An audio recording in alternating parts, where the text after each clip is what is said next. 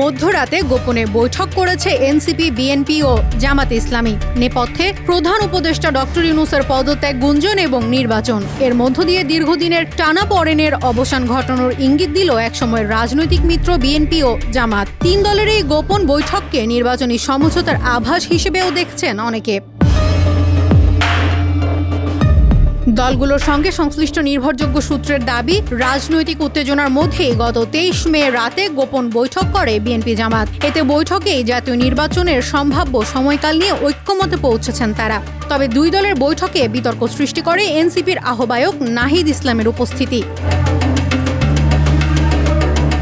জানা গেছে, রাজধানীর রমনার একটি বাসায় অনুষ্ঠিত হয় ওই বৈঠক, যেখানে জামাতে ইসলামীর পক্ষে দলটির আমির শফিকুর রহমান এবং বিএনপির পক্ষে স্থায়ী কমিটির সদস্য সালাহ উদ্দিন আহমদ উপস্থিত ছিলেন। সূত্র জানায়, বৈঠকে বিরাজমান সংকট এবং তা থেকে উত্তরণের উপায় নিয়ে তিন দলের মধ্যে বিস্তারিত আলোচনা হয়।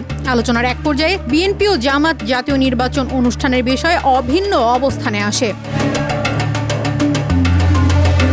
সিদ্ধান্ত অনুযায়ী চলতি বছরের ডিসেম্বরের মধ্যে নির্বাচন আয়োজন সম্ভব না হলেও আগামী বছরের ফেব্রুয়ারি মাস পর্যন্ত সরকারকে সময় দেওয়ার বিষয়ে একমত পোষণ করে দল দুটি। এতে নাহিদ ইসলাম প্রভাব ফেলেছেন বলেও মনে করছেন বিশ্লেষকরা, যদিও বৈঠকের বিষয়টি কোনো পক্ষই আনুষ্ঠানিকভাবে স্বীকার করেনি।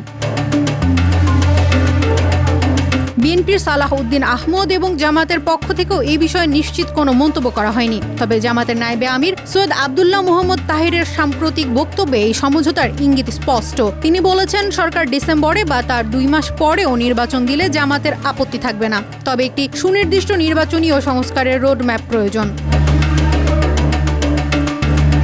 অন্তর্বর্তী সরকারের কাছে বিএনপি ডিসেম্বরের মধ্যে নির্বাচনের দাবি জানিয়ে আসছিল অনেকদিন ধরেই, যেখানে জামাত প্রাধান্য দিচ্ছিল সংস্কারকে।